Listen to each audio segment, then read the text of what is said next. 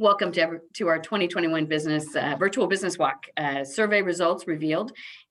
Very excited to have the response that we had for this event and this opportunity, and really looking forward to walking through some of the results. Some very much not surprising, and then some interesting tidbits along the way. Do want to thank our sponsors that have sponsored us for many years, several years, and have done so in when we've had to pivot to virtual. And so it's a different experience for them as a sponsorship, but truly definitely want to call them out and thank them for the support that they've shown the organization, and this really important opportunity for us to talk to our businesses and get a sense of, where things are at.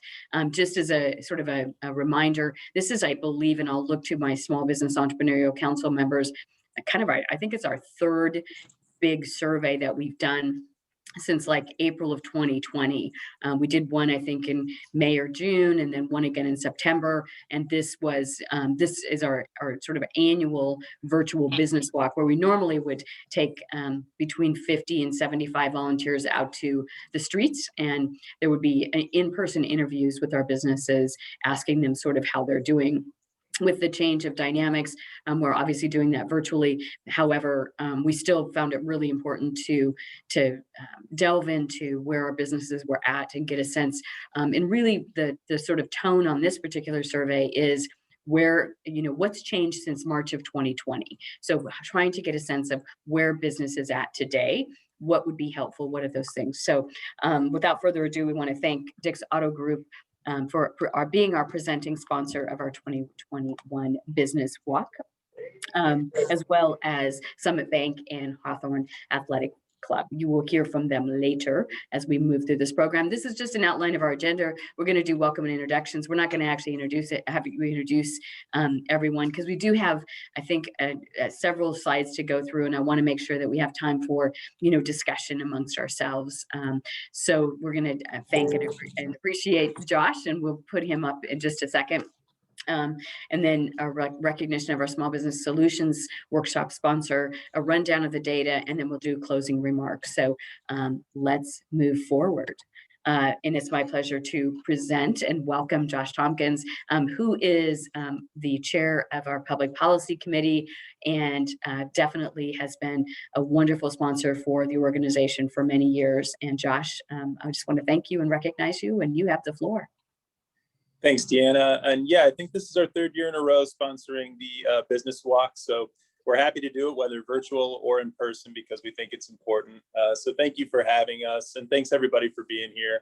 Really looking forward to seeing what the survey says this year as opposed to last. I think probably some different data and different hopes for being open very, very soon. I also just want to say thank you very much to Deanna and Dara and staff, everybody who's on this call, and everybody who's been working for the Chamber over the last year plus, just to make sure that there's content and opportunities for networking and education and everything.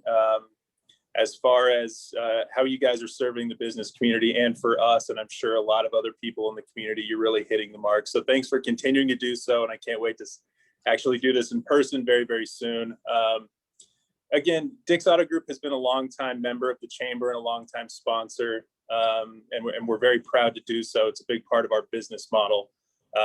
And as Oregon starts to open up, we're very thankful that our business has been essential, and we're doing pretty well and have done pretty well throughout the pandemic the last 14 months or so. But we know that not everybody's in the same boat. So again, just happy to be here and being a part of something that is letting the business community understand where we're at and where we're going. I would just like to say, as far as that goes, we have recently expanded. We just purchased the Bruce Chevrolet store in West Hillsboro, which gives us our 5th dealership. So we're excited for that. That'll be known as Dick's Hillsboro Chevrolet going forward. So in a time where, maybe our business model might have been to be worried and concerned about the future, I think it's a good sign that we've decided to be bold and expand and offer more to the community business wise. So Again, thank you to everybody for being here. Thanks again to staff. We're very excited for the potential of some summer, maybe hybrid or in-person events coming up in the next couple of months as people are getting vaccinated and we're sort of moving past this tough little stretch. So glad to be here, and thank you for having us, Deanna. Thank you, Josh, and thanks to the ever-growing Dix Auto Group for your continual support of not only this, but of the Chamber of Commerce in general. You guys have been awesome. Now it's my pleasure to present our Small Business Solutions Series sponsor, Hawthorne Farm Athletic Club, and we have with us Heidi Sievers-Boyce. And just to give a bit of background on the Small Business Solutions Series, back in, I want to say, April, our Small Business Entrepreneurial Council, said, boy, things aren't looking great. They're nothing if not astute, and said, what is it that small businesses can use right now? And really it became education. There was a lot of fast moving information out in the community. We wanted to be the resource at which our chamber members could have accurate, timely, and be confident in the information we were receiving and getting out to them. So I think it was, one of we just decided that having workshops where businesses could get in-depth information from experts was really important. And they did, I think, something very, very lofty and launched a 3 times a week small business solution series workshop. And so they planned all of those, got the presenters, timed it, got it out to our members. And I think it was the great opportunity for us to connect experts with businesses in need. So, whether it was navigating the PPP, determining whether it was the right thing for you, understanding the difference between the PPP and the EIDL loan, all of those things, small business, the SBA, local experts, local tax experts helping you navigate what the tax implications of, all of these grants and funding, and how to just really make sure that as you were contemplating, moving forward, what are the tools that you want to have in your tool belt, and what does it mean to you in terms of being able to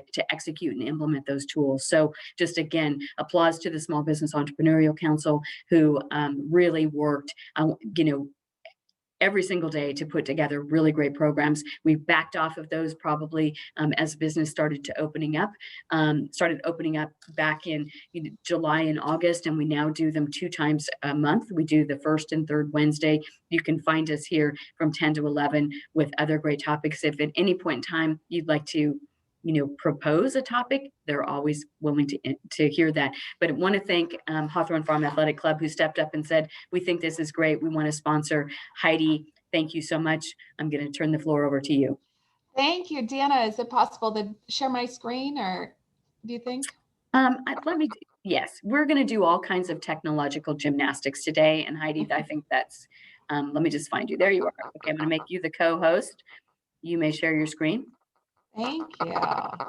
All right. Well, let me go up here, and technological gymnastics are right. We're all learning new things here. So my name's Heidi Sievers-Boyce. I'm the president of Hawthorne Farm Athletic Club, and definitely excited to be sharing Hawthorne Farm's sponsorship of the Small Business Solution Series. I definitely want to echo Josh and thanking Deanna and the chamber team and everybody here for just being a part of our survival toolkit during the last year in particular.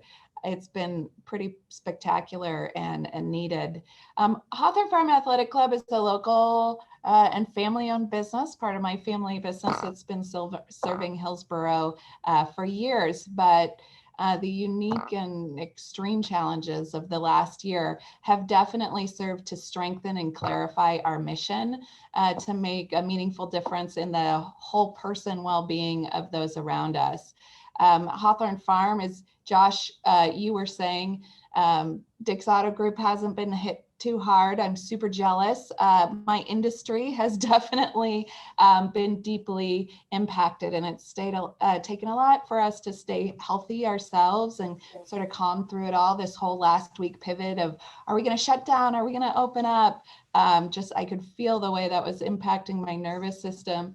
And so we've gotten really passionate about sharing what we've learned ourselves and really found purpose in this time. And that's one reason why we, in addition to sponsoring this Small Business Solution Series, we talked to Deanna about creating this Wellness Minute for Leaders to be a part of this series. So we all know to be an entrepreneur or other type of business leader has unique challenges, not the least of which is to figure out how to take care of ourselves through it all. We're sort of famous, and it's been proven that business leaders are used to letting work override many other aspects of life. And at the same time, we have so much depending on us personally, whether it's our work results or our families or our employees. It's important that we be okay. So at Hawthorne Farm, we have taken this approach of seeing ourselves as fitness enablers. So, we haven't been able to invite people into our building all the time, which we previously depended on, but that doesn't matter. We're just going to do whatever we can to help remove obstacles to well-being, whether it's providing inspiration, resources, education, support, and hopefully sometimes some fun. So we accomplish that through our incredible team of professionals, and also through a lot of resources we have in our club, virtual and in person, fitness focused, but also connection, support, community focused, mindset focused. So we know that everyone here on this call, all of us here are smart and accomplished people. We know taking care of our health is important, being physically active and working on our mindset, our stress management, not only helps us live longer, but it helps us perform better, think better, and just feel better. So for the first Small Business Solution Wellness Minute, I want to encourage you all to spend 1 minute thinking about today, who or what are the fitness enablers in your life? We all need help sometimes. So especially now during this intense and unique time, make sure you have something, someone, or hopefully lots of things and people around you that are helping you and supporting you and staying strong and healthy through it all. Thank you. Thank you, Heidi. Now I'm going to try to share my screen again. Let's see how this goes. Once again, it is gymnastics. Oh, I did it. My goodness. I should quit while I'm ahead. All right.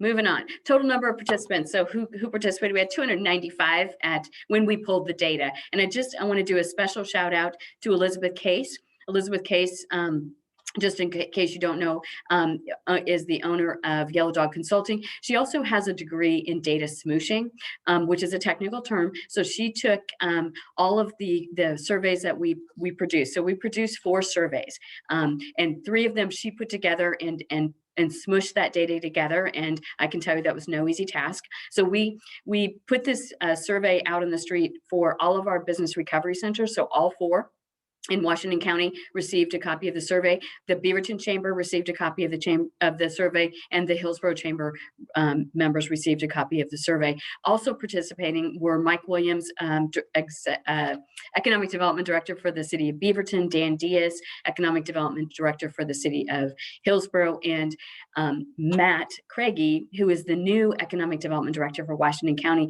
all put forward their edits and assistance in us putting out this survey so that we're able to glean as much information from our small businesses as possible that would help them in making, determining how does business need support? What are the things that are going to make the most difference? So again, thank you to all of the people that participated in helping us put the survey together. But most of all, thanks to all of you that participated in actually filling out and completing the survey and providing this valuable information. Moving forward, what kinds of business do you represent? Can everybody see that fairly clearly? So clearly we have, professional services. That's going to run the gamut of, massage therapists, nail salons, beauty salons, anyone that's a high-touch business, and professional and personal services are all going to be in that category. And you'll see that. And then retail was another high participant as well. Childcare, beauty, actually personal services is down here on 11%, and professional services, meaning folks that that have a service and not actually a product that they're providing. So onward and upward. And then again, what was the diversity of the folks that actually completed the survey? You'll notice it was quite nearly 50% women owned, because why? Women are doers. They get that stuff done. The survey results are going to be, they're going to participate in that. Also, you'll see that we had some diversity in terms of people of color, our Black-owned businesses, our Latinx businesses. Just also want to point out, we did implement a Spanish language survey. So we also have results that we're not presenting here, but we'll be presenting at a later date that are really all in Spanish. So we'll be able to have that input from our Latinx community as well. If you have a question along the way, don't hesitate to either put it in the chat or raise your hand, or just come unmute and say, hey, Deanna, slow down for a second. So number of employees today, you'll see most of our businesses are 1 to 5. They're our small businesses. So we're talking about, the heart of our small business community is responding to that 6 to 25, no employees. So a lot of sole proprietors, but people that don't have additional employees other than themselves. Yeah, I can't see the numbers on the bottom. Can you scroll down? Or am I the only one? Numbers in terms of, you mean like this? There, yeah. Is that better? You can't see the labels across the bottom. Now you can. That's good. Thank you so much. I appreciate that.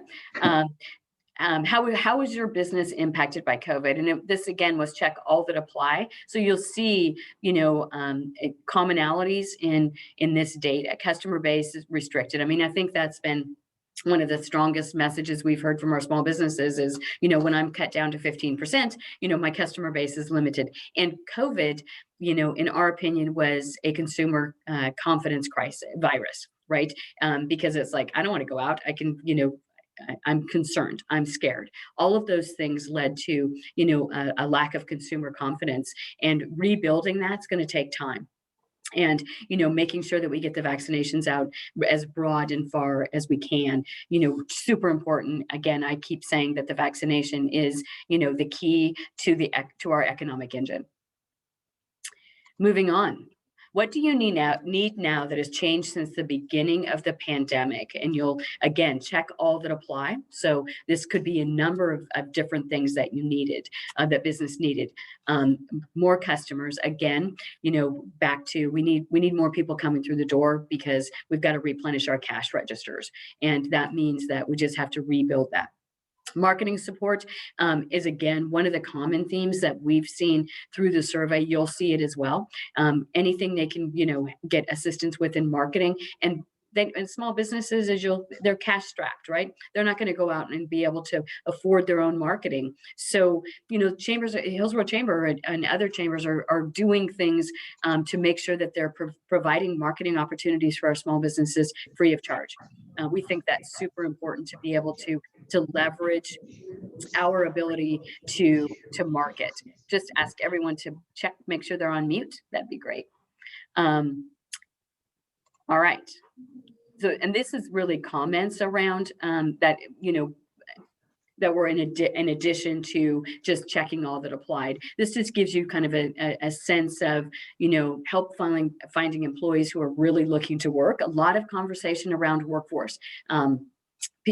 Businesses struggling to get enough employees to even, be able to accommodate the limited capacity that they have.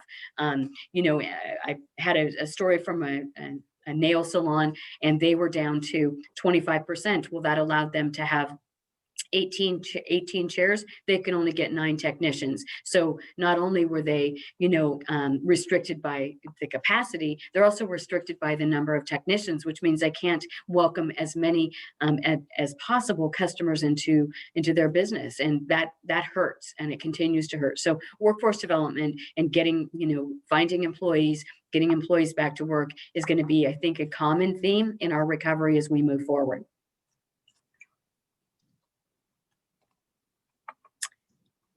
Whoops, so sorry. Which one am I on here? We did this one. What do you need now that has changed since the beginning of did we already do this one? We did this one. Sorry. What has your experience been when trying to hire new employees? So speaking of workforce, and there were folks that just aren't hiring employees. No one is applying for open positions. Applicants don't have the skills required for the position. Position doesn't pay as much as the unemployment stimulus provides.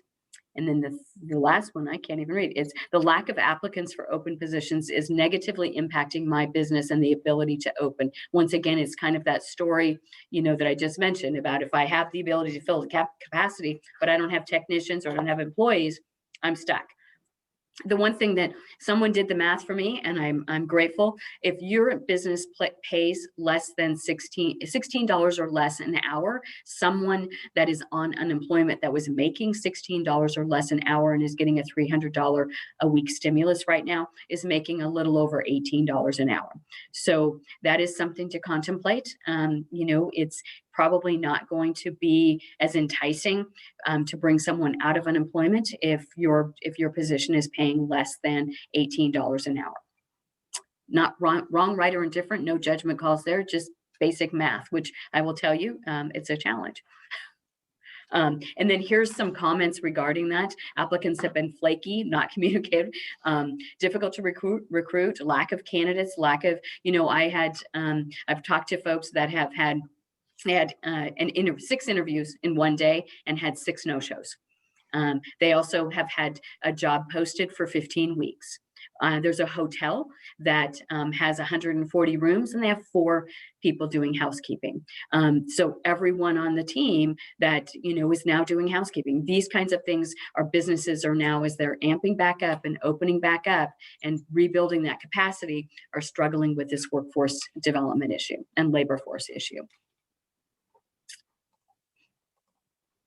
If you had access to capital, how would you use it? And everyone, the majority is on operations. And they would just, use it for operations and, pay higher to kind of get over that bump of the unemployment stimulus as well. And then comments, marketing some sole proprietors need to pay themselves, right? You can only go so long and float along without actually paying yourself. Repairs and maintenance, tenant improvements, things that they might have foregone, over the past year or so. There might have been repairs and maintenance that were already on your capital expenditure budget for 2020 that got moved into a different pot of dollars. I know that one of the comments I read was, my building needs a new roof. There's no possible way I can afford to do that. So, if they let that go too much longer, obviously it's going to cost twice as much to replace that. So those are some of the things that are sort of on top of. Payroll taxes are overdue. Those kind of things are, that becomes a real problem for a small business. How do they balance a limited amount of cash flow with these kinds of expenditures that are coming at them fast and furious, and they haven't been, they don't have an extension on them. These are things that are not part of the American Rescue Act in terms of foregoing any of those expenses. So signage, simple things like how do I market myself? I've had to, if you look around at businesses that have, had to increase their signage, talking about takeout and delivery, those kinds of things. Those are all expenses that were not probably part of their 2020 budget, let alone their 2021 budget. How do your revenues compare? So again, we're trying to get a sense, where's business at, to pre-pandemic levels. So we're talking pre-March of 2020. And this is, it kind of gets a sense of, business is better than pandemic levels. We're, about 18%. Business is about 50% to pandemic level. You're about almost 20%. And then it just sort of spreads out from there in terms of, 50%, 25%, those, so this gets it tells a story of the true impact of small businesses from where they were at. And then again, we were like one of the hottest economic climates, right, that we've experienced. And so we were kind of, hitting on all cylinders. Things were clipping along just fine. And then here we are today. So what a difference a pandemic makes, right? Did your business incur debt to weather the pandemic? And of course, we had nearly 60% that said no, they didn't, or 53% that said no, they didn't. But clearly, nearly 40% did. And so you think about that, in terms of now you've got a small business that hadn't anticipated or didn't determine that they wanted. They weren't, getting into debt. They weren't planning for that. That wasn't part of their business model. And, but they, certainly looked at the circumstances and said, maybe it's short-term debt that will help me. The grant program's very helpful. You'll see that throughout the survey that, the local jurisdictions, the state and Washington County all, get high marks for, really understanding the small business situation and really employing as many tools as they could as quickly as possible to help our small businesses. I think that's why you don't see more people, more small businesses that are actually in debt right now. So kudos to them. Oops. So how long do you think it'll take you to get out of debt? And which I think isn't, business is not in debt. Sorry? That'll get back on track. We didn't get half too long, too big of a lack over the film. I think someone's not on mute. Okay. Be a co-host and I can clean those up. I would be happy to do that if I can just find you. I will look. So again, just getting a sense of where, what this means. And again, it's looking at full capacity and looking at, and that's really where they're gauging, when we get wide open again. And what is that going to look like, and how long, will it take? And we've all talked to small businesses. And some are past due in their rent, right?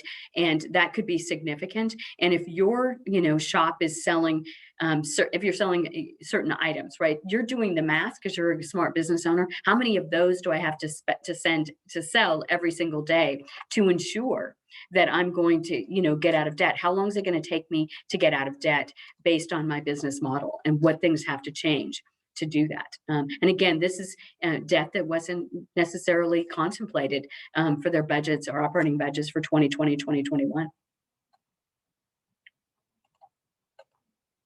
Oops.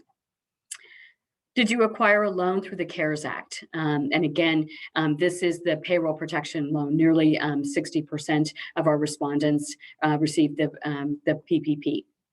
This is the EIDL loan, a little over 22%. Again, that excuse me, that was the first $1,000, I believe, per employee was considered a forgivable grant, and then it was a loan that had a higher interest percent than the PPP. I believe it was like 3.25, 3.50 loan. So it was an actual, and there was a lot of small businesses that told us we're not interested in getting in debt in terms of a loan, because we just don't we don't understand the pandemic enough to know how and when will we be able to repay this. A lot of small businesses that are sole proprietors, or they have their own personal assets attached to their business, and they just were not willing to take that step. And Elizabeth, could you also monitor the chat and see if I'm missing anything that's coming up? Yeah, there's just a little conversation about from Gabe Wells at Summit about the PPP, and do people think they said no, didn't think the PPP was debt if they anticipated full forgiveness. And so and Heidi was saying that she can't remember how she responded to it. And I would say it's probably about 50-50 people who considered PPP to be debt, and 50% who didn't or weren't quite sure how to respond to that. So.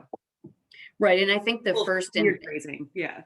And I think Gabe will correct me if I'm wrong, but as I understand it, the first PPP application process was a lot more complex and a lot more fraught with issues than the latest one that came out. It was much simpler, much easier. And again, we're all learning. I was saying this from the beginning. It's like we don't have a how to react to a pandemic blueprint sitting on our shelves that we pulled down and said, oh yes, well here, now that we're in this, let's figure out what we do. There wasn't any of that. And so we all kind of learned as we went. And the federal government, exactly the same way. They learned as they went as well. So again, how did you use the grant dollars? You'll see, nearly 70% used it on payroll, keep their employees. And again, whether that was attached to a PPP or whether that was a business that had long-term employees, which all of our small businesses, I will tell you, any small business that had to look at furloughing or laying off employees was absolutely heartsick about doing it. They understood the situation. They understood also the situation with our unemployment system in the state of Oregon and the fact that they were, putting their employees, their loyal employees into, a huge situation where they couldn't really be confident that they were going to get the unemployment as quickly as their families might have needed it. So this was really quite emotional for many of our small businesses and things that they were going through. Rent, utilities, another place where grant and loans were used, to basically try to keep ahead of that and make sure that they were staying as current as possible on rent and utilities. There was some forgiveness that happened on utilities later on in the pandemic. There also, was some rent relief that went to commercial property owners. Hopefully the small businesses that are tenants encourage their property owners to apply for those grant programs. We're, just going to be advocating that those dollars through the Rescue Act as it comes through the state of Oregon, that those pots of money be replenished, so that again, we can sort of buy down some of that debt that might be looming over our small businesses and really helping move forward the success rate of our small businesses as they go into recovery. Workforce policies. So this again, many of our employers were, what can we do? Can we require testing? Can we, do we have to have proof of vaccination? Can we do that? What can we do? And also just determining, now that we've gone into stay home, stay safe, and many businesses said we were productive, right?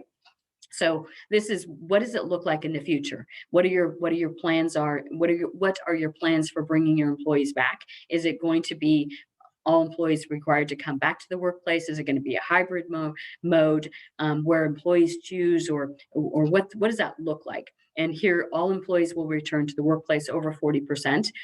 Some will be allowed, a little under 30% of respondents. Employees choice, around about 12 or 13%, and I think that this is going to continue to change and be flexible and fluid as we move along, and employers determine, what does consumer confidence look like? How quickly does it return? Will I need to have more folks coming in? And I think those decisions will just be made in a much more fluid manner than we might have seen in the past. And then what is driving those workforce policies? What are some of the things? So, less cost for lease space. We've seen that a lot of times where employers that, own a space and all their employees are working from home and they're like, we're doing this okay. We don't need this bricks and mortar anymore. We figured this out, and that's an expense that I can let go of. Employee input, if employees are saying, I'm doing great, I like this, work from home, I feel like I'm productive, and having those conversations. A lot of employers are having conversations with their employees, with their team. How is it feeling? There are also employees that I've talked to that are like, I can't wait to get back to the workplace. I want to get back, out of my living room, out of my kitchen, wherever it may be that your home office is set up. How soon do you plan to begin attending in-person industry conferences out of town professional development? This is also kind of a tourism question in terms of when our hotels can expect to see an influx, of business travelers, of leisure travelers, but professional development. Are there going to be conferences that you're going to start sending employees to? The overwhelming was, we're going to contemplate that. And, we also don't see a lot of those type of events being stood up at this point. But as we move forward, we'll gauge that and employees' comfort level around also participating in that professional development.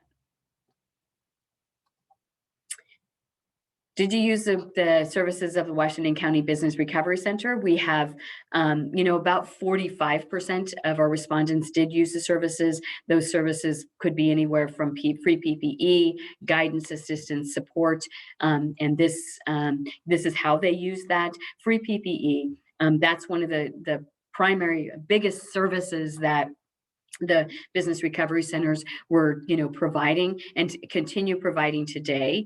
And, I know that businesses are grateful for the fact that, it's expensive, and certainly there's been a fluctuation of supply, and businesses, that they know they need it.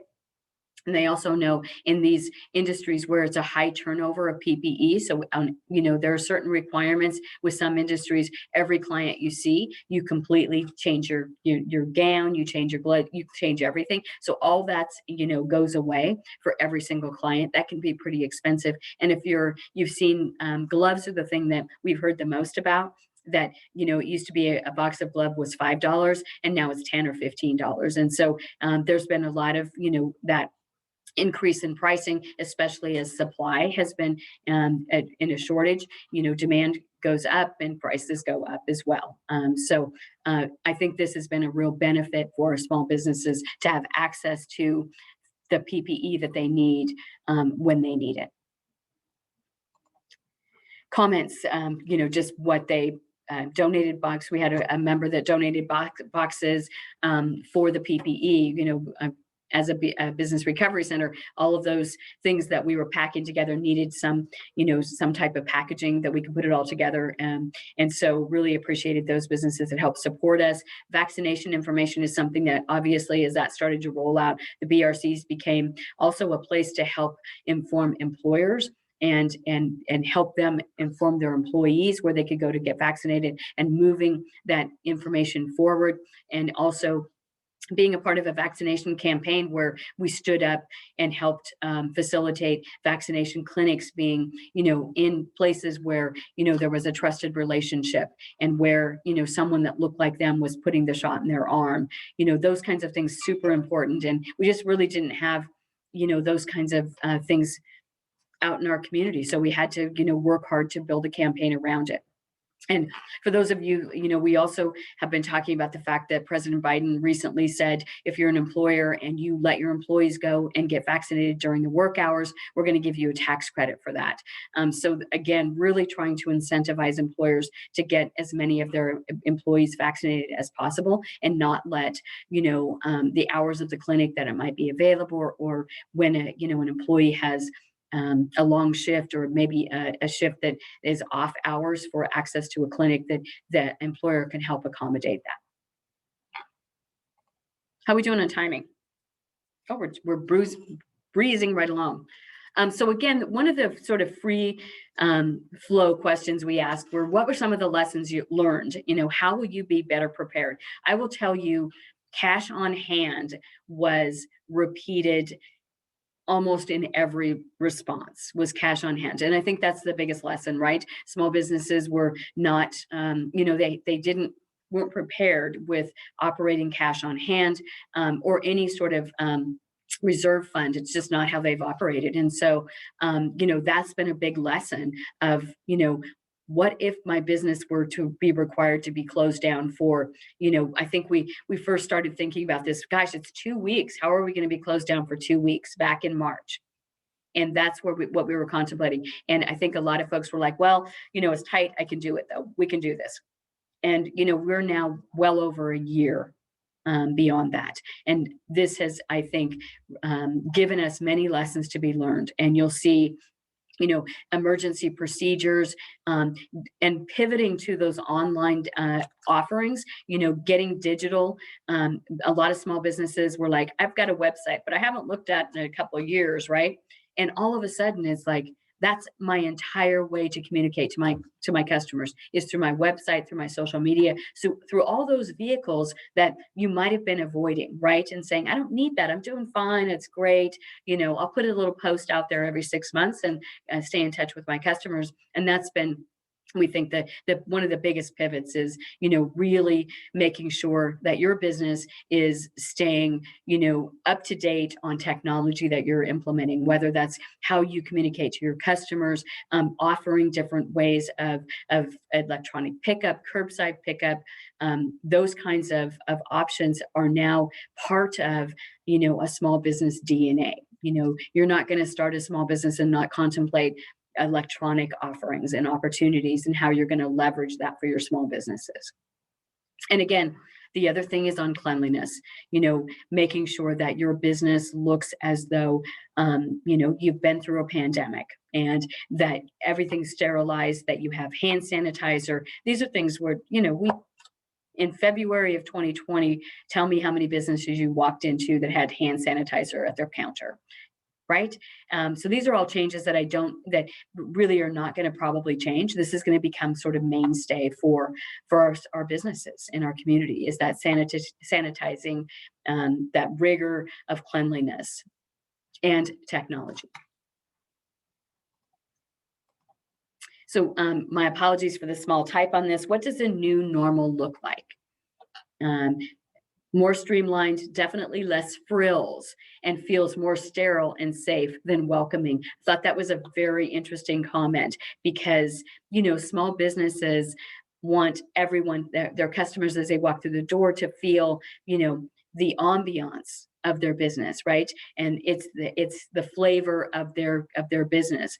And this sterilization, this 6 feet, this masking, all of that has diminished their ability to be welcoming. So how do you balance those things, right? And getting really innovative and finding ways to balance the welcoming feeling that you want to have for your customers, but also understanding there's, a need and a necessity for the regulations that you have in place. They anticipate continuing to wear masks for a long period of time. They believe customers still want an in-store experience, but they're using e-commerce. Again, the technology piece of it. So if you only have one side, if you only have a storefront and you haven't employed that technology, you might be missing out on customers that are like, I want to see what I want to buy first. I want to do that experience at home, and then I'm going to do the experience in store and have a better sense of what I'm going to get. And, at the height of the stay home, stay safe, when you had to go out, right, you were very sleek, right? You knew what you were going out for. You were what you were going to get, you were getting it. And that was it. There's no browsing, right? It was the end of browsing. You didn't see people meandering around. They were like in and out. And so will that change? Will we get back to a browsing, which small businesses depend on, right? They come in for one thing and they see 5 other things they've just got to have, right? So that changes. And how will that look in the future? Revenue and demand are higher, so gross income has increased, but forecasting that far into the future in a retail business built on customers famous for their short attention span is a new challenge. Interesting.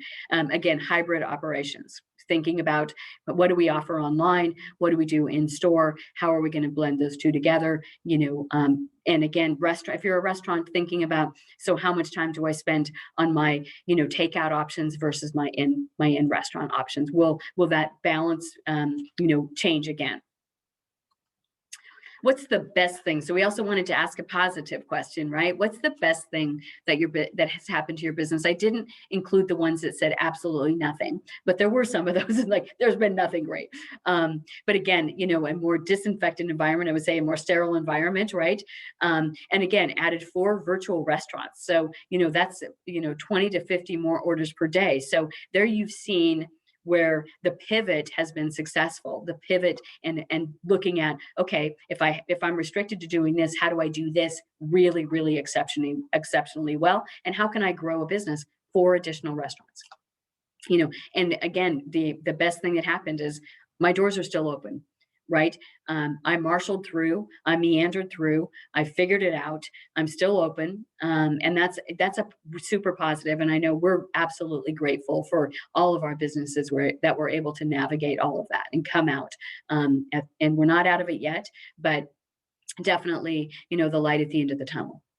New branding, new markets, new opportunities for Black professionals nationwide. Obviously, the racial justice issue has really brought to the forefront the need for us to support our Black, Indigenous, people of color and those that have been marginalized and really left out of the economic equation. This has been a great opportunity for us to show support and to bring forward, how we can be ensuring that everyone has an opportunity to be successful and everyone has an opportunity to participate in our economy.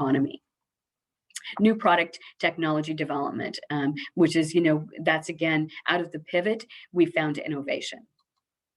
And then finally, what can we do to help? And this gives us about 10 minutes. We can have an actual conversation. Access to capital and grants are always helpful in controlling any downturn. Tell government officials that hotel businesses need banks not to require debt service payment for several months more. Career swap assistance, possibly through the educational workshops, promote manufacturers. Actively helping, just continually asking, what can we do to help? Assist in providing grant opportunities for small businesses who didn't qualify for the PP, and I think they meant the PPP loan. And I think that, that is one of the things that as the new, dollars come from the federal government, looking at where the gaps are, right? Who's been left out? Who hasn't had access to any of the grants or these, the PPP or the EIDL loan or those kind of federal funding packages? Is there folks that have been left out? Thinking about, like I said, the commercial property owners, fund that's been set up. It was set up with $100 million. Can we replenish that and then continue to offer those opportunities? I don't think small businesses are going to be out of the, difficult rent crisis right away. It's going to take, months, years for that to happen. Helping, landlords to be able to work with their tenants, super important in keeping our tenants there.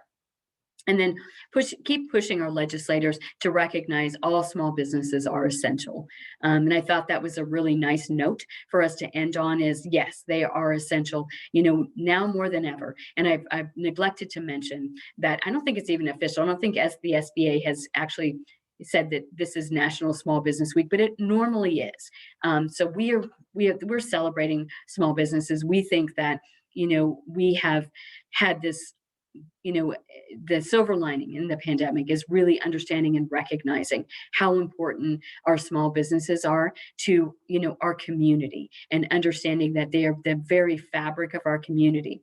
I've said, all along that, when you go out of town and travel, right, you don't go to a restaurant you can find in your own backyard. You go to experience the flavor of that community. That's done through restaurants that are, sole proprietor restaurants. That is done through gift shops and retail that is very specific for those communities. That's how you experience it. We need those small businesses to really, they are the ones that articulate the fabric and the taste and the flavor of our communities. Absolutely vital to us.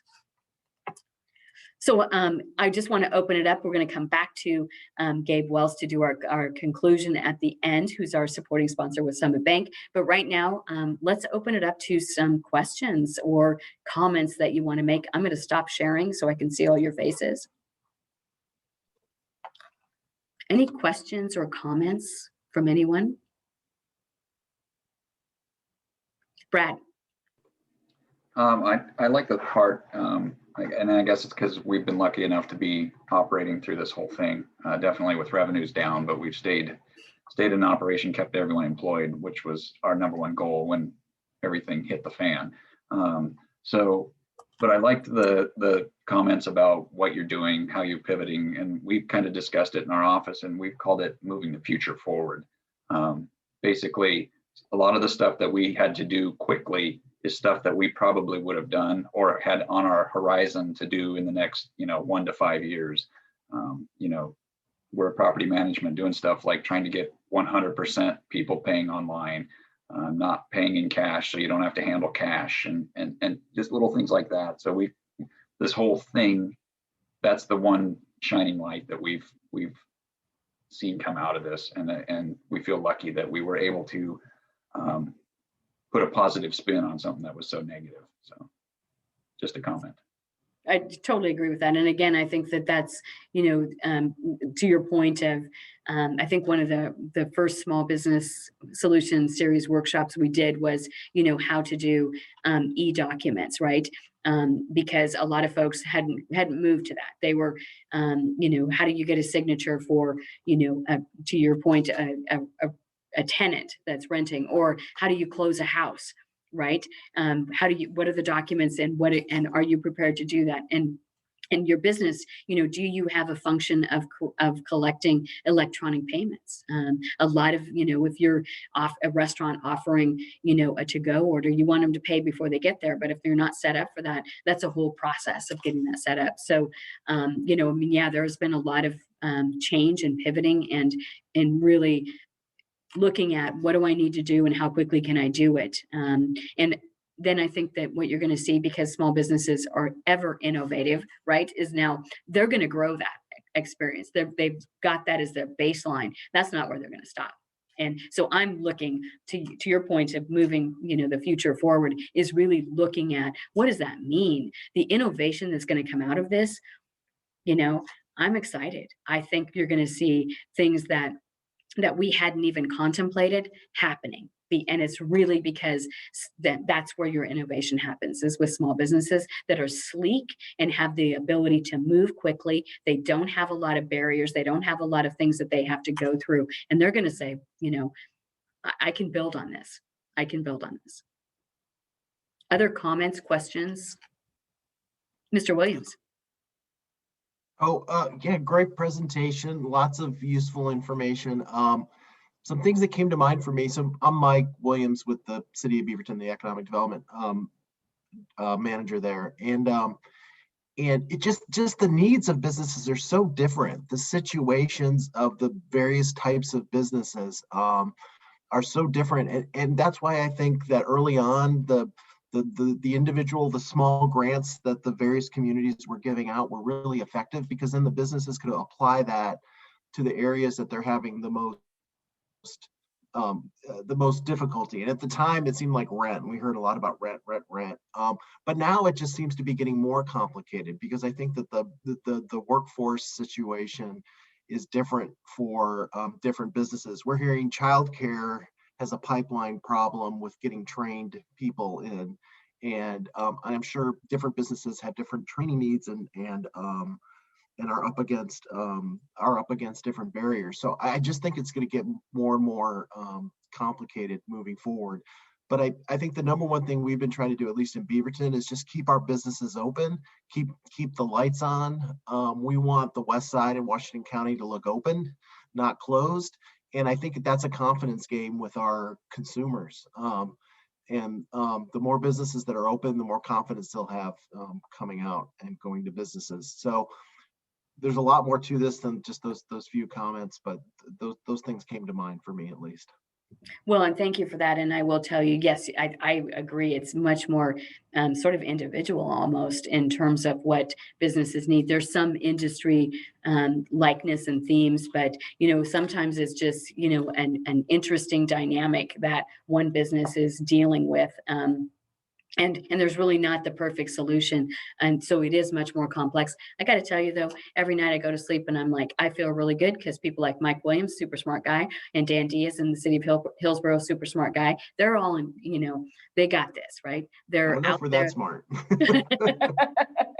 Out there talking to businesses and and then also, having the ability to take that information and then translate that to tools, right? What are the tools then? If if you need this, what are the tools that we can create or that we can, offer that can help solve that problem? And so, that's what I think. And I appreciate you being here and participating. And just, I didn't mention it, but one of the things we will be doing is publishing this information out in a report, and then, and including a lot more comments with it. We didn't want to do that too much today, but lots of information. And again, really grateful for everyone that took time to participate in the survey. It won't be our last one. I know the Small Business Entrepreneurial Council will be doing another one probably at the end of summer to get a sense of, we're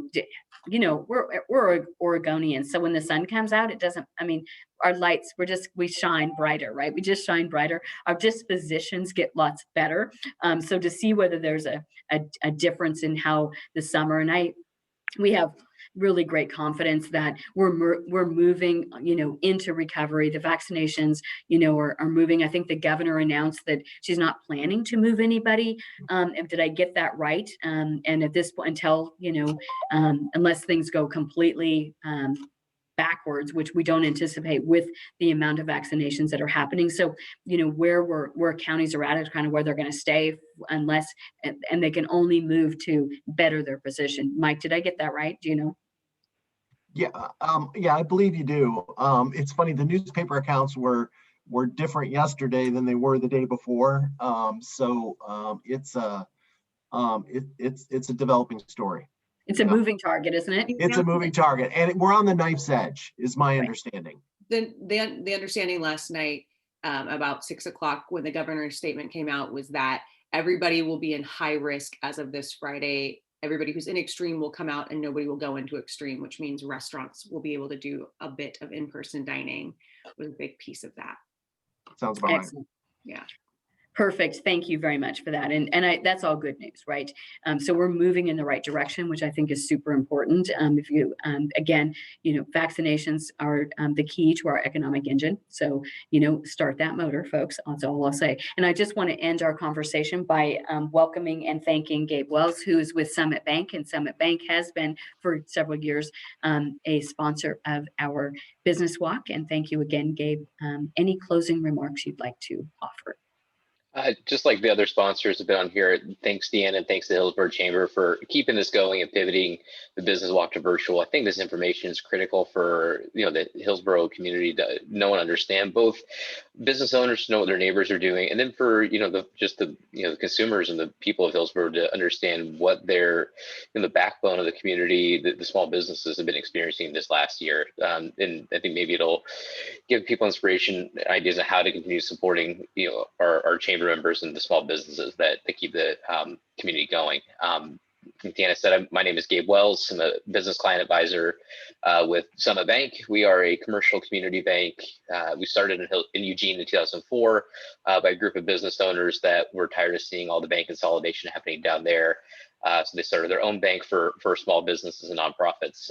We expanded into Bend in 2015, and then we opened up our greater Portland metro area offices in 2019. I was part of the team that started that up, and since then we've been a proud member of the Hillsborough Chamber and proud to support this business walk. So we take care of Oregonian and Southwest Washington held businesses and nonprofits, and we're very proud to be a fabric of the small business community ourselves. So if you have any questions, please feel free to reach out. But again, thanks Deanna for keeping the business walk going. I think this is a critical gathering information that really helps us understand what the needs of our community is. Thank you very much. And I know that, Gabe, I just want to thank you and your bank, because I know, during the time when the PPP was just coming out, that your bank was working furiously to get everything done. And then feverishly, I think not but maybe there was a bit of furious going on. I don't know, probably late night hours. Feverishly, and also just providing general information out to everyone, right? Whether they were a customer or not, you gave out a lot of information around, here's what the PPP really means in language you might be able to understand better than banking language. So appreciate that you've done that. And I also want to just shout out again to Dick's Auto Group, Hawthorne Farm Athletic Club, and all of you for participating and being a part of our program today. And we will see you in 2 weeks at the next Small Business Solution Series workshop. Thank you all. Have a great day. Take care. Stay safe. Get vaccinated.